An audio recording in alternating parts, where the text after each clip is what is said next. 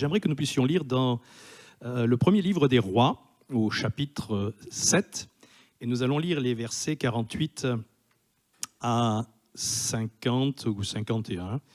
Voilà, nous allons donc nous plonger dans ce beau texte et appliquer les éléments qui sont retranscrits à la vie chrétienne. Voilà ce que nous lisons donc dans le premier livre des Rois, au chapitre 7, le verset 48. C'est vrai que généralement, le prédicateur attendait que tout le monde ait trouvé le texte, mais aujourd'hui, c'est vrai que, bon, je ne dis pas qu'il y a de la flemme, hein, mais on a aujourd'hui des moyens, voilà, que ça ne nous empêche pas de pouvoir avoir le contact avec le livre. Si on ne l'a pas ici, au moins qu'on l'ait à la maison. C'est important que nous ayons le contact avec le livre, avec le Saint-Livre, avec la parole de Dieu. C'est important, frères et sœurs. Salomon fit encore tous les autres ustensiles pour la maison de l'Éternel, l'autel d'or, la table d'or sur laquelle on mettait les pains de proposition, les chandeliers d'or pur, 5 à droite et 5 à gauche, devant le sanctuaire avec les fleurs, les lampes et les mouchettes d'or, les bassins, les couteaux, les coupes, les tasses et les brasiers d'or pur, et les gonds d'or pour la porte de l'intérieur de la maison à l'entrée du lieu très saint et pour la porte de la maison à l'entrée du temple. Ainsi fut achevé tout l'ouvrage que le roi Salomon fit pour la maison de l'Éternel, puis il apporta l'argent, l'or et les ustensiles que David, son père, avait consacrés, et il les mit dans les trésors de la maison de l'Éternel. Et on pourrait, en terminant, bien sûr, cette lecture, nous souvenir de ce passage lorsqu'il est question des trésors à la maison de l'Éternel, où le prophète Malachie pouvait dire « apportez à la maison du trésor toutes les dîmes, afin qu'il y ait de la nourriture en abondance. Et mettez-moi de sorte à l'épreuve, et vous verrez si je n'ouvre pas pour vous les écluses des cieux, si je ne répands pas sur vous la bénédiction en abondance. » Ce matin, avec un cœur ouvert, je veux croire que le ciel s'ouvre. Je veux croire que Dieu veut répandre sur nous sa bénédiction et qu'au travers peut-être de détails qui pourraient nous échapper dans la parole de Dieu, Dieu veut parler à chacun de nos cœurs. Vous avez remarqué dans la lecture un arrêt, précision, une accentuation sur ces gonds d'or. Que peuvent-ils exprimer dans la parole de Dieu? Pourquoi autant de détails? Pourquoi autant d'intérêt? Il y a dans chaque détail de la parole de Dieu une prédication. Il y a au moins un message. Et ce message, ce matin, il est pour chacun de nous. Nous savons, parce que même si ce terme peut paraître étranger, vous devez savoir que, bien sûr, cet élément est présent dans tous les bâtiments.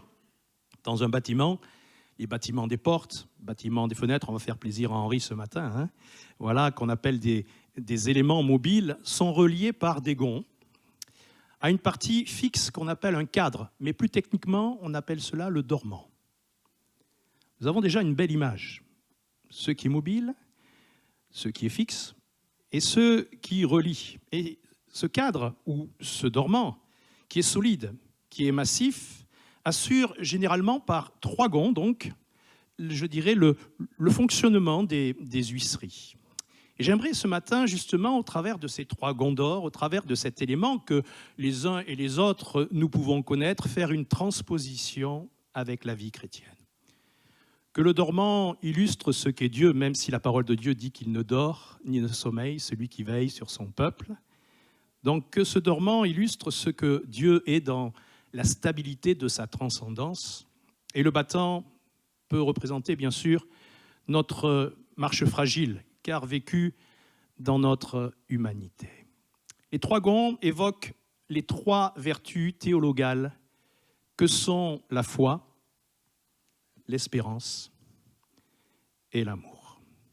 Et je suis convaincu qu'après avoir partagé ensemble ce que nous allons partager, vous n'aurez peut-être plus le même regard sur vos fenêtres, le même regard sur les portes, et que peut-être en les ouvrant le matin ou en fermant le soir ou en aérant la maison, vous penserez à ce que le Seigneur a permis également dans ce détail qui paraît anodin, mais qui nous rappelle ce que Dieu a dit qui devait demeurer. 3 choses demeurent: la foi, l'espérance et l'amour.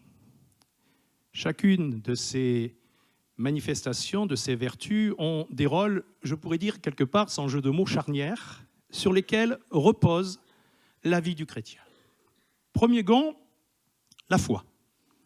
C'est celui du bas, parce qu'il fonde notre vie chrétienne. Il faut bien un commencement.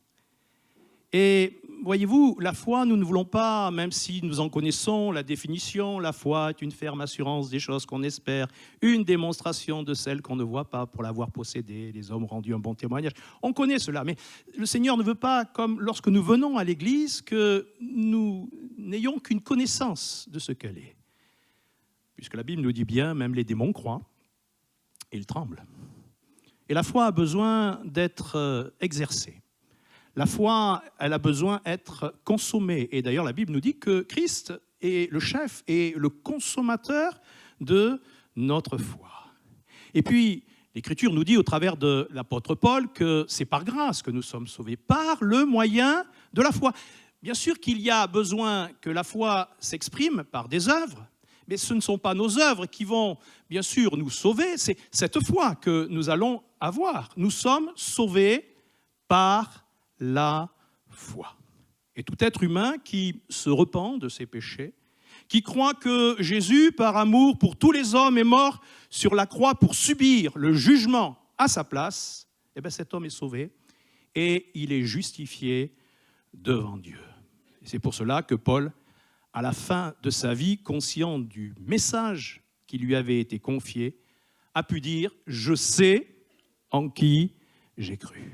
Est-ce que nous pouvons affirmer ce matin « Je sais en qui j'ai cru ». Je sais en qui j'ai mis mon assurance. Je sais que la parole de Dieu est la base de ma foi. Et ce matin, alors que ma vie peut vaciller, alors qu'elle est comme un peu cet élément mobile, je veux rester par le premier gond, le gond de la foi, attaché au cadre solide, c'est-à-dire à la personne de Dieu. Nous l'avons entendu dans une prière, que sa parole, elle est immuable, que toutes les choses peuvent passer, mais la parole de Dieu, celle qui a été établie, celle qui est immuable, donc c'est une lapalissade, elle ne changera jamais. Sauvés par la foi, oui, mais aussi nous marchons par la foi. Paul pouvait dire, car nous ne marchons pas par la vue. Même s'il nous faut la vue, bien sûr, pour nous diriger. Mais les choses que nous ne voyons pas, nous allons les voir par la foi. Nous marchons par la foi. Un homme, Spurgeon, a pu dire, la foi, c'est de croire les choses qu'on ne voit pas, mais la récompense de la foi, c'est de voir les choses dans lesquelles nous avons cru. C'est cette foi qui va donner de l'assurance dans notre marche. Et cette foi initiale que nous avons pour le salut va être le principe central de toute la vie chrétienne. Ce qui fait de nous des chrétiens, c'est que nous sommes des hommes et des femmes, mais nous allons dire des hommes d'une manière générale, bien sûr, dans le contenu de l'être humain. Nous sommes des hommes de foi. Nous marchons par la foi. Et la foi, littéralement, signifie croire et avoir confiance. Savoir que nous ne sommes pas ici-bas des vagabonds, mais nous ne sommes que des pèlerins, et un vagabond ne sait pas où il va, alors qu'un pèlerin connaît sa destination. Et nous connaissons notre destination parce que nous avons cru et nous avons accepté le moyen que Jésus nous a donné, ce moyen qu'il a déployé par amour pour chacun d'entre nous, à travers d'innombrables situations dans notre vie, au travers de diverses circonstances, au travers de différents domaines, le chrétien va se confier dans sa marche à Dieu. Bienheureux celui qui pourra dire, comme pouvait le dire David dans un psaume, le psaume 71 et le verset 5e, « Car tu es mon espérance, Seigneur éternel », ça c'est pour la deuxième partie, « mais en toi je me confie dès ma jeunesse ». Nous sommes sauvés par la foi. Amen. Nous marchons par la foi. Alléluia. Mais nous mourrons par la foi aussi. Et nous mourrons dans la foi. Hébreux 11.13 nous dit, c'est dans la foi qu'ils sont tous morts. même sans avoir obtenu les choses promises, mais ils les ont vues et ils les ont saluées de loin, sachant, reconnaissant qu'ils étaient étrangers et voyageurs sur la terre. Jusqu'au terme de notre vie, nous marchons dans la foi. Parce que, voyez-vous, durant toute notre vie, la foi soutient le croyant jusqu'aux derniers instants de sa vie. La foi va transformer l'espérance en réalité des promesses de Dieu. La foi va transformer nos souffrances et nos peines en gloire céleste. Qu'est-ce qui va compter, mes amis, mes frères et sœurs, aux derniers instants de notre vie? Est-ce que c'est la somme des connaissances que nous aurons accumulées lors de notre vie chrétienne? Non, mais bien évidemment, c'est seulement la personne de celui en qui nous avons cru. Et notre foi en elle-même n'a pas de puissance. Mais parce que nous la plaçons en Jésus, elle prend toute sa quintessence. Elle prend toute sa force. Des gens ont foi dans bien des choses, mais cela ne leur confère aucune puissance, si ce n'est peut-être quelques plaisirs, quelques réjouissances. Mais ils n'ont pas cette capacité, ils n'ont pas cette assurance que nous avons en tant que chrétiens, parce que nous avons placé notre foi dans celui qui peut tout et à qui rien n'est impossible. Ce matin, nous ne voulons pas détourner nos yeux du Seigneur Jésus-Christ. Je me souviens de cette jeune fille, de cette petite fille que la maman avait envoyée chez l'épicière un jour pour faire une commission. Et l'épicier avait tellement été surpris de l'attitude de cette jeune fille, dans ses paroles, dans ses actes, dans la manière dont elle se comportait, qu'il a voulu la récompenser, et puis il lui a donné un bocal dans lequel il y avait des bonbons, et il lui dit, sers-toi. Et la petite fille, d'une manière délicate, a pris un bonbon. Alors l'épicier le regarde et dit, mais tu aurais dû en prendre plein. Et elle dit, mais je voulais que ce soit vous qui me les donniez. Mais il dit, mais moi je peux te les donner, mais toi tu pouvais les prendre aussi. Elle dit, non, moi je préférais que ce soit vous parce que votre main est plus grande. Et voyez-vous, c'est ça avec le Seigneur. Souvenons-nous que la main de Dieu, elle est plus puissante. Souvenons-nous des promesses que nous avons en Jésus-Christ. Quand nous prions, ne limitons pas nos prières par la petitesse de notre foi. La main de notre Dieu est plus grande et il peut nous donner infiniment au-delà de ce que nous lui demandons. C'est là la foi en Jésus-Christ. C'est elle qui est la base de notre foi, c'est le gond du bas. Le deuxième gond, c'est le gond de l'espérance. C'est le gond central de notre vie. Si nous avons commencé par la foi, inévitablement, dès que nous l'avons comprise, dès que nous l'avons assimilée, dès que nous l'avons manifestée, l'espérance vient dans notre cœur. La porte de notre vie est solidement fixée par ce gond à un Dieu qui est un Dieu d'espérance. Alléluia. Romains, au chapitre 15 et au verset 13e, nous dit ceci, que le Dieu de l'espérance, alléluia, vous n'avez pas d'espérance, peut-être jusqu'à ce jour, mais que le Dieu de l'espérance, voilà, souriez-moi, il fait bon, dans la maison du Seigneur, il y a sa présence, que le Dieu de l'espérance vous remplisse de toute tristesse, de toute dispute. Ah non, je me suis trompé, c'est la version des chrétiens qui n'ont pas donné leur cœur au Seigneur. Enfin, de ceux qui, voilà, vous remplissent de toute joie, de toute paix dans la foi, pour que vous abondiez en espérance par la puissance du Saint-Esprit. Que vous abondiez, mes frères et sœurs, en espérance. Alléluia. Le Seigneur ne donne pas à demi-mesure. Souvenez-vous qu'il a rempli les vases jusqu'à bord. Alléluia. Pour que nous puissions déverser sur les autres. Et quand bien même cela semblerait à nous manquer parce que nous l'avons donné, le Seigneur remplit et remplit et remplit parce qu'il est une source intarissable. Alléluia. Alléluia. D'où vient l'espérance? Les hommes qui ne connaissent pas Dieu, les hommes incrédules et corrompus, n'ont pas d'espoir. C'est ce que nous dit la parole de Dieu. Vous lirez cela dans Éphésiens, on ne va pas prendre tous les versets. Mais ceux qui acceptent le merveilleux message du salut, avec ces deux éléments fondamentaux, la repentance envers Dieu et la foi en notre Seigneur Jésus-Christ, selon ce qu'il est dit, bien sûr, dans le livre des Actes des Apôtres, au chapitre 20, versets 21 et 22.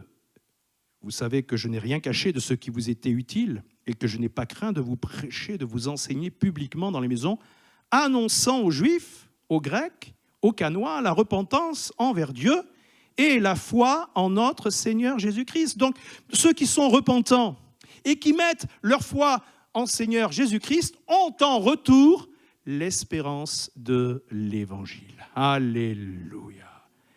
C'est ce que chaque prédicateur, chaque serviteur de Dieu doit prêcher. Et c'est ce que dira Paul. Il dira au roi Agrippa, « Je n'ai pas résisté à la vision céleste. » À Damas d'abord, à Jérusalem, en Judée et à Cannes. Alléluia. Peut-être l'apôtre Paul est passé à Cannes, puisqu'il est allé en Espagne. On ne sait pas. J'ai prêché l'Évangile. J'ai prêché l'espérance. J'ai prêché le salut. J'ai prêché la repentance et la conversion à Dieu avec des œuvres dignes de la repentance. Alléluia. Vous savez ce qu'apporte l'espérance? L'espérance, c'est tout en gardant bien sûr cette pensée du gond central qui représente notre vie. Nous vivons dans cette espérance de le voir.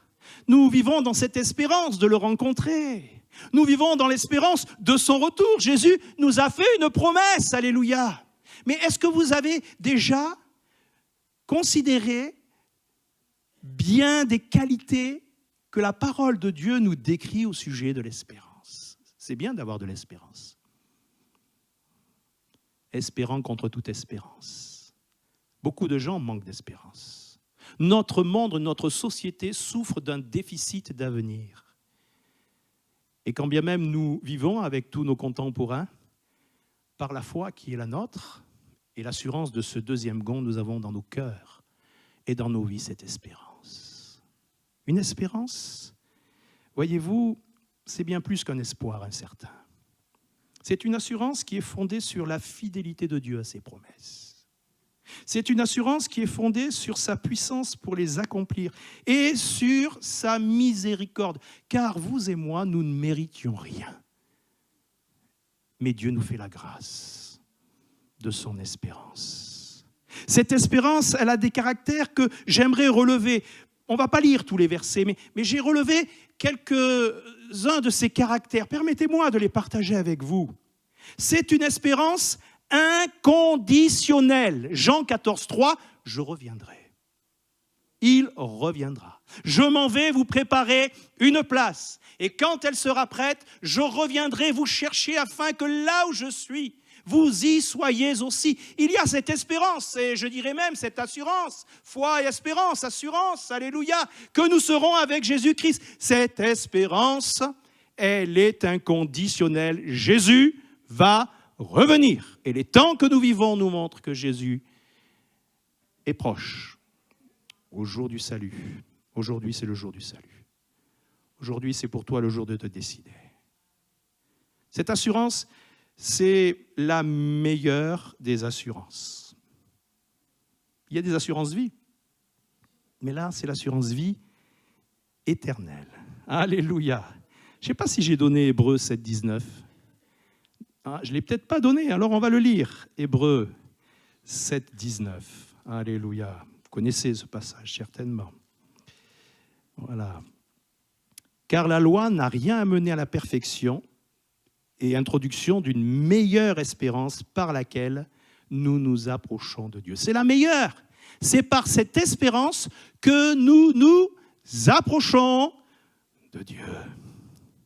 Elle est stimulante. Alléluia, une espérance stimulante. 1 Corinthiens 15, 58. Nicole Gauthier doit la connaître par cœur.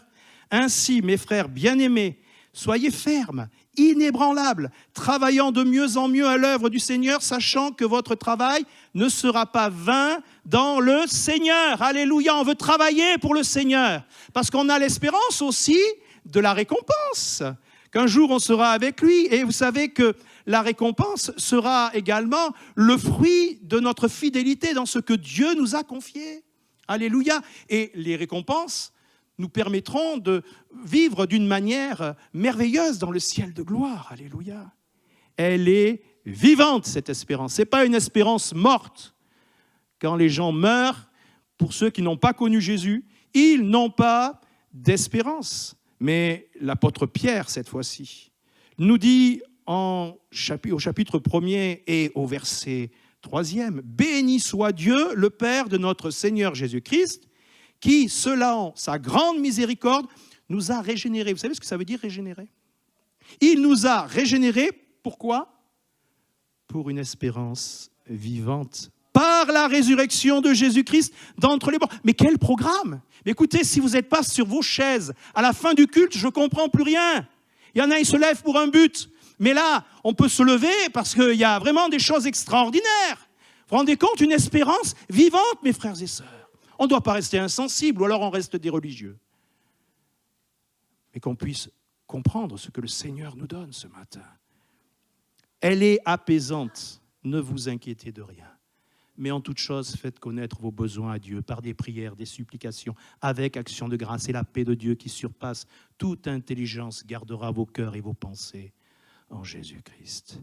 Elle est sanctifiante. 1 Jean 3,3. Quiconque a cette espérance qui se sanctifie lui-même. Alléluia. Parce que nous ne pouvons pas rencontrer Dieu de manière impunie. Il faut que nous nous sanctifions pour aller à sa rencontre. Et ce matin, on a pris le pain et le vin. Et on a placé notre cœur devant Dieu. On ne s'approche pas de Dieu comme ça. On ne s'approche pas de Dieu avec notre carte de visite. Dieu n'a que faire de notre carte de visite. Dieu regarde à notre cœur. C'est une espérance consolante. 1 Thessaloniciens 4,18. Consolez-vous donc les uns les autres par ces paroles. C'est une espérance personnifiée. Le Christ Jésus, notre espérance. C'est une espérance bonne et par grâce. 2 Thessaloniciens 2,16. Allez, on lit aussi celui-là de passage. Il est extraordinaire. 2 Thessaloniciens 2,16. Vous l'avez déjà lu, alors que moi je le cherche encore. Voilà. Que notre Seigneur Jésus-Christ lui-même et Dieu notre Père, qui nous a aimés, qui nous a donné par sa grâce une consolation éternelle et une bonne espérance. Elle est qualifiée de bienheureuse en Tite 2,13. Alors, c'est le gond qui, comme le gond maintient, je dirais, la porte solidaire aux dormants, au cadre. Nous saisissons ce verset d'Hébreux, au chapitre 6, versets 19 et 20. Cette espérance, nous la possédons, avec tous ses qualificatifs. Je pourrais tous vous les donner, enfin ceux que j'ai relevés, il y en a d'autres, hein. Mais si vous en avez besoin, je vous les donne pour que vous les repassiez cette semaine chez vous. Cette espérance, nous la possédons comme une encre de l'âme, sûre et solide. Elle pénètre au-delà du voile, là où Jésus est entré pour nous comme précurseur, ayant été fait souverain sacrificateur pour toujours, selon l'ordre de Melchisédek. Béni soit Dieu pour une telle espérance. L'amour, c'est le troisième gond. Comment notre vie s'articule-t-elle sur Dieu? Je lis dans Tite, au chapitre 3, les versets 4 à 8. Mais lorsque la bonté de Dieu, notre Sauveur, et son amour pour les hommes ont été manifestés, il nous a sauvés. Non à cause des œuvres de justice que nous aurions faites, mais selon sa miséricorde. Par le bain de la régénération et le renouvellement du Saint-Esprit, il l'a répandu sur nous avec abondance, toujours avec abondance, le Seigneur. Par Jésus-Christ, notre Sauveur, afin que, justifiés par sa grâce, nous devenions héritiers dans l'espérance de la vie éternelle. Cette parole est certaine. Et je veux, et Dieu veut, que nous affirmions ces choses afin que ceux qui ont cru en Dieu s'appliquent à pratiquer de bonnes œuvres.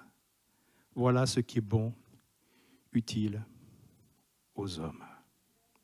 C'est le gond de l'amour. Le gond de la foi en bas, le gond de l'espérance au milieu. Le gond de l'amour, c'est sur une porte, le gond supérieur, qui, avant que les deux autres ne supportent la charge, va lui, c'est vrai Henri, supporter lui d'abord la charge de tout l'ensemble. 1 Corinthiens 13, 7, l'amour supporte tout. Et qui c'est qui a tout supporté sur la croix du Calvaire? C'est Jésus. Il supporte tout. Son amour supporte tout. Et quand je lis 1 Corinthiens 13, il est question bien sûr de la charité. 13 est situé, c'est encore une lapalissade, entre 12 et 14. 12 nous parle de tous les différents dons qu'il y a, et 14, comment nous devons employer les dons. Mais au milieu, justement, il est question de l'amour. Un pasteur norvégien a dit un jour, il faut prendre tous les dons que vous trouvez dans 1 Corinthiens 12, les tremper dans le chapitre 13, celui de l'amour, de la charité, pour pouvoir les employer selon le chapitre 14. Et je trouve cette image merveilleuse. À ceux-ci, tous connaîtront que vous êtes mes enfants, mes disciples. Si vous avez de l'amour les uns pour les autres, si vous exercez le ministère que je vous ai donné, le ministère de la réconciliation, si vous faites valoir les talents, je dirais même mieux, comme dans la parabole de l'économe infidèle, les richesses injustes, celles que nous ne méritions pas, mais qui n'ont de valeur qu'ici-bas, comme le pardon. Parce que cet économe, justement, a perdu parce qu'il n'a pas utilisé ce que Dieu mettait à sa disposition. Et c'est ici-bas seulement. Parce que ces trésors viendront à nous manquer dans les tabernacles éternels, là où il n'y aura plus de péché, là où nous n'aurons plus à pardonner ni quoi que ce soit, parce que tout sera terminé. Nous serons dans la présence et dans la félicité de notre Seigneur Jésus-Christ. Dites un amen à cela. Restez pas insensibles à la parole de Dieu. C'est le gond de l'amour, celui qui est tout en haut, qui supporte tout. Et moi, quand j'aurai été élevé, j'attirerai tous les hommes à moi. J'attirerai tous les hommes à moi. L'amour, c'est fondamental dans notre vie pour l'existence d'une vraie relation avec Dieu. Éphésiens chapitre 3, les versets 17 à 19 nous le rappellent. En sorte que Christ habite dans vos cœurs par la foi, étant enraciné et fondé dans l'amour. Que vous puissiez comprendre avec tous les saints quelle est la largeur, la longueur, la profondeur, la hauteur, et connaître l'amour de Christ, qui surpasse, écoutez bien, toute connaissance. Il y a des gens, ils veulent toujours apprendre. Mais connaissez l'amour de Dieu. Il y a des gens, des fois, ils viennent me dire, il ne faut pas faire ceci, il ne faut pas faire cela. Qu'est-ce que vous pensez du foulard? Qu'est-ce que vous pensez du boudin? J'ai dit, mais vous connaissez d'abord l'amour de Dieu? Ce ne sont pas les points les plus essentiels. On peut discuter sur ces choses-là. Mais la Bible nous dit que c'est l'amour de Dieu qu'il nous faut connaître en premier, parce qu'il surpasse toute connaissance. Et c'est par amour que nous avons été sauvés. Alléluia! Cet amour, merci Seigneur, il n'y a pas une religion dans le monde qui ne présente un Dieu qui aime. Et nous savons que la plus grande démonstration, c'est le don de Jésus à la croix du Calvaire.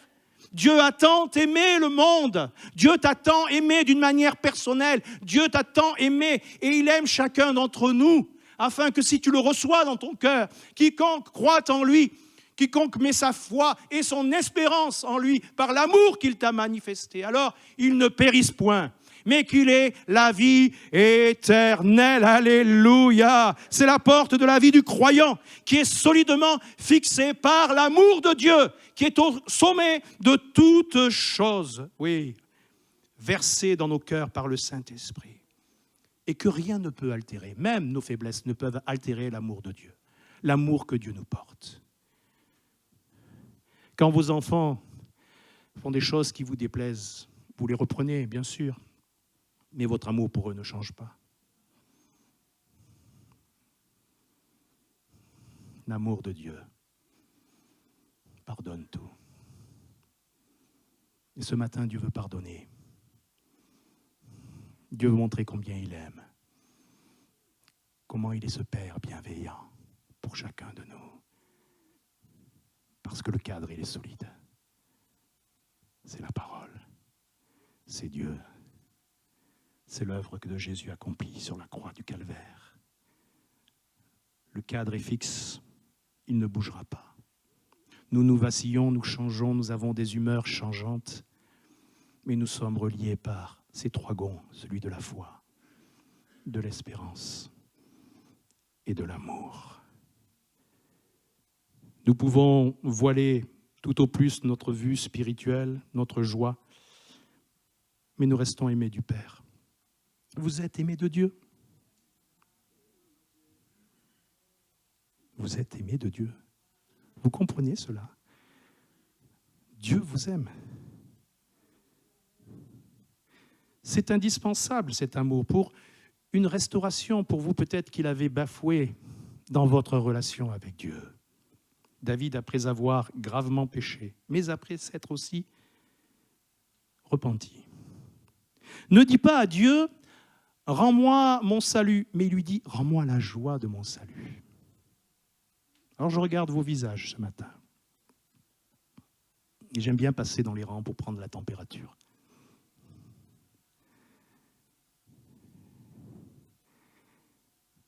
Est-ce qu'il y a la joie du salut qui peut se lire sur vos visages? Si elle ne l'est pas, faites cette même prière. Rends-moi la joie du salut. Rends-moi la joie du salut et qu'un esprit de franche volonté m'anime ce matin. David a compté sur l'amour de Dieu. Certaines épreuves, voyez-vous, dans notre vie, et vous le savez, sont douloureuses. Elles peuvent atteindre nos corps, elles peuvent atteindre nos circonstances, mais au milieu de toutes nos souffrances, l'amour de Dieu nous entoure. Il nous entoure de sa tendresse, il nous entoure de ses compassions. C'était le désir de Dieu, dès la fondation du monde, de partager son amour avec les hommes. Vous savez pourquoi? 1 Jean 4,8, Dieu est amour. C'est l'essence même de Dieu. Dès le commencement, ce sont les hommes qui se sont écartés de Dieu. Mais nous, dans nos attitudes, si des gens s'écartent de nous, on ne risque pas de retourner vers eux.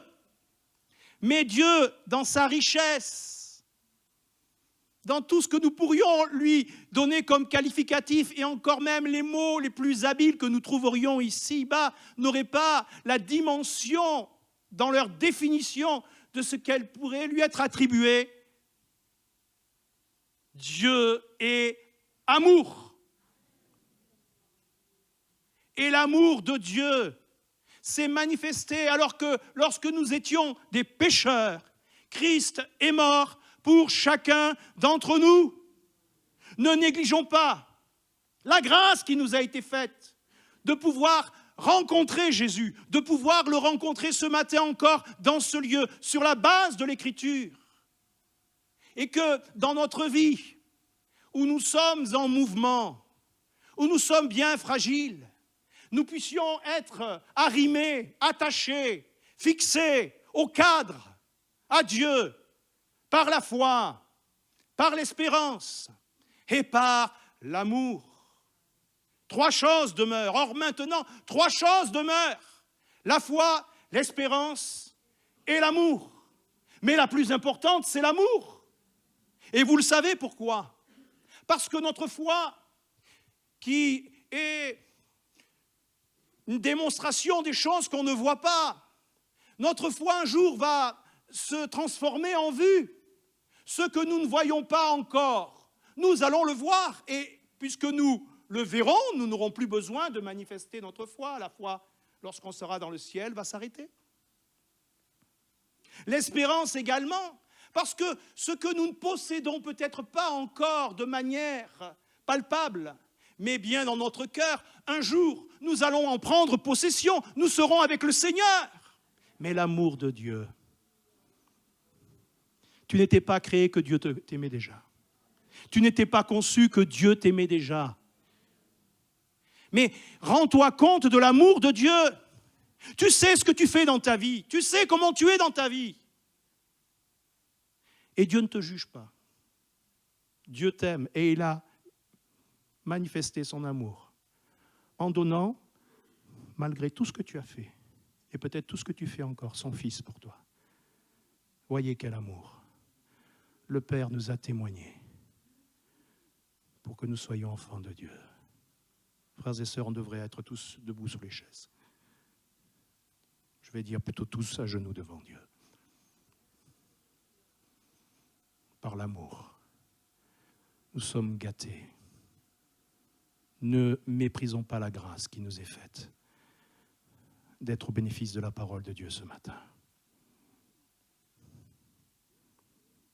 C'est là ma conclusion.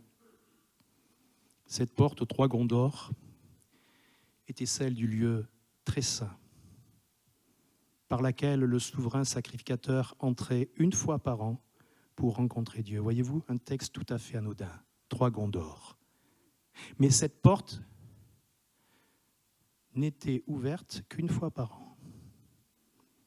Et seul le souverain sacrificateur y pénétrait, le jour du grand pardon, le jour où Dieu allait manifester sa présence. Quel contraste! Pour nous, dont l'Écriture dit que nous avons une pleine liberté pour entrer dans les lieux saints par le sang de Jésus. On peut à n'importe quel moment, par la foi qui est en nous, par l'espérance qui nous a été donnée et par l'amour qui nous est manifesté, rentrer dans la sainte présence de Dieu. Excusez-moi, mais on ne peut pas rester triste ce matin. Ou alors c'est qu'on a un problème à régler devant Dieu. Quand on comprend tout ce que nous avons partagé ce matin, nous devons être comme Anne, qui après avoir prié, n'avait plus le même visage. Quand on est dans la présence de Dieu, quand on tourne nos regards vers lui, on est rayonnant de joie. Et le visage ne se couvre pas de honte.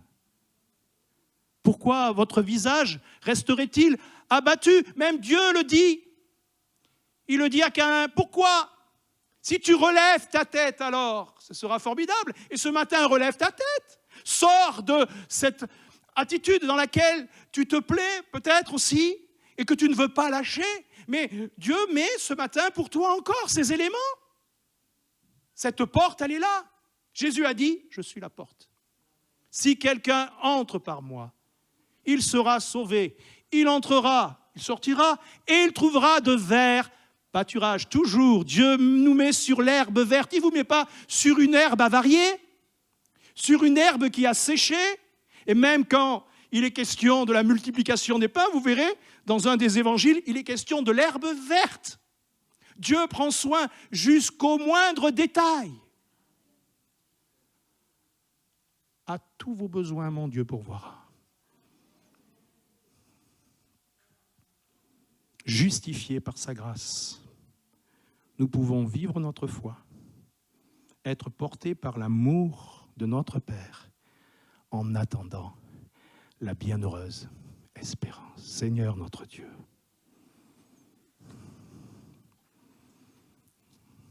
nous sommes privilégiés ce matin. Et nous devrions être les gens les plus heureux du monde. Ce qui va nous donner de la joie, ce ne sont pas les richesses que nous allons accumuler, ni les connaissances que nous aurons. Mais c'est bien ta présence dans nos cœurs et dans nos vies. Parce que ta présence dans un cœur et dans une vie, ça change tout. Peut-être pensons-nous que nous n'avons rien, mais en Jésus, nous avons tout. Tout lui appartient. Et nous avons besoin de refaire ces expériences avec Jésus-Christ. En comptant sur sa grâce, on chantait ce chœur, je veux compter sur ta grâce, Seigneur, pour aller plus loin. Seigneur, nous voulons nous souvenir que nous avons mis notre foi en toi, mais nous devons reconnaître que notre foi, bien souvent, elle est vacillante. Redonne-lui cette force. Redonne à mes bien-aimés cette force. Seigneur, nous ne mentionnons que très peu, de moins en moins, l'aspect de cette espérance, de ton prochain retour. Parce que bien que la société, la vie dans laquelle nous nous trouvons devient de pire en pire, nous nous accrochons à elle. Alors bien sûr qu'il faut vivre, bien sûr que nous voulons prendre soin des nôtres, mais notre espérance, elle est auprès de toi dans le ciel de gloire. Seigneur, combien avons-nous été déçus par l'amour que certains nous ont prononcé, dont certains nous ont trompés, à qui nous avons peut-être ouvert même notre corps, les profondeurs de notre cœur. Seigneur, tu restes fidèle.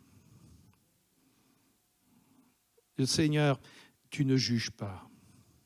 Et Seigneur, ce matin, c'est vers toi que je veux m'approcher. C'est en toi qu'est mon espérance. C'est sur Jésus que j'ai fondé ma foi. Et c'est par cet amour, Seigneur, que je suis uni à toi. Seigneur, je te prie que ce ne soit pas encore une prédication et une autre qui s'ajoutent à celles que nous avons déjà entendues et par lesquelles peut-être nous avons été interpellés, mais qu'en ce jour, nous prenions cette décision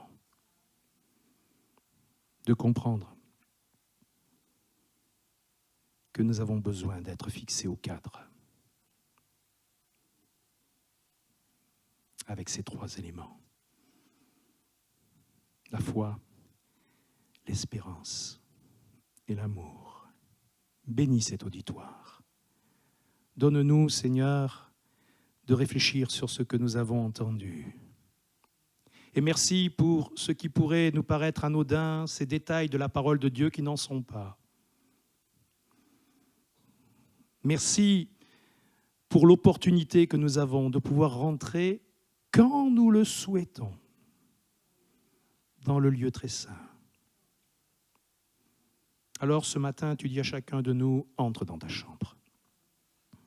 Pas simplement dans le lieu, mais entre au-dedans de toi. Fais ta propre introspection. Entre au-dedans de toi. Et là, ton Père qui est dans le lieu secret et qui voit tout et qui connaît tes dispositions, te le rendra. Il te le rendra. Ne tarde pas à rentrer dans la présence de Dieu. Ne tarde pas à laisser Dieu rentrer dans ta vie. Ne tarde pas à le faire. Ne résiste pas à l'appel de Dieu qui t'est donné ce matin, à ce que le Saint-Esprit te dit de faire ce matin. Ne lui résiste pas. C'est pour ton bien. C'est pour ton avenir. C'est pour ton assurance. Et c'est pour aussi tous ceux qui seront en contact avec toi, parce qu'ils vont voir ce changement.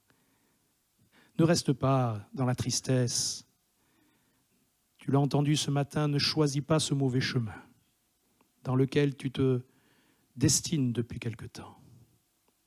Repens-toi, convertis-toi, change, fais demi-tour, prends la bonne direction. Jésus est le chemin, la vérité et la vie. Et nul ne vient au Père si ce n'est que par lui. Amen. Amen.